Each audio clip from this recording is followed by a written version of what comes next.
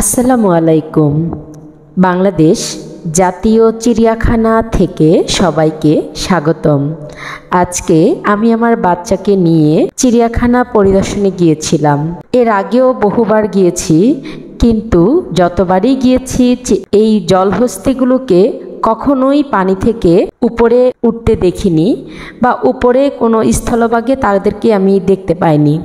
মজার ব্যাপার হলো, এবার যখন গিয়েছি তখন চিড়িয়াখানা কর্তৃপক্ষ ওদেরকে ঘাস খেতে দিয়েছে।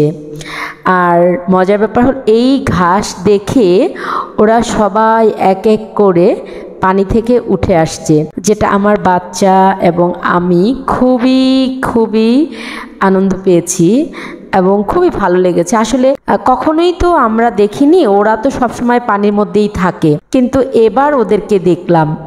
আরেকটা মজার বিষয় শেয়ার করি, সেটা হচ্ছে আমরা জানি বা দেখেছি জলহস্তিগুলো খুব নিরীহ এবং খুব ধীর পায়ে ওরা চলাফেরা করে। দেখে আসলে মনে হয় ওরা খুবই নিরীহ একটা প্রাণী, কিন্তু আসলে না।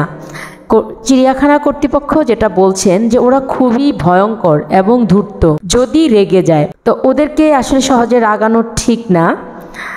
আরেকটা বিষয় যেটা জানলাম চিড়িয়াখানা কর্তৃপক্ষের কাছ থেকে, এইখানে মূলত যে জায়গাটুকু আছে চিড়িয়াখানার, এখানে মূলত 7টি জলহস্তি থাকার কথা, কিন্তু পর্যায়ক্রমে ওরা বংশবৃদ্ধি করে বর্তমানে প্রায় 11টি জলহস্তি আছে।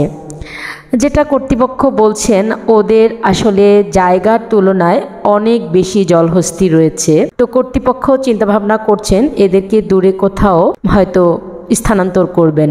সবাইকে ধন্যবাদ। ভিডিওটি ভালো লাগলে অবশ্যই লাইক দিবেন, শেয়ার করবেন এবং একটি সাবস্ক্রাইব করে দিবেন। Bye bye.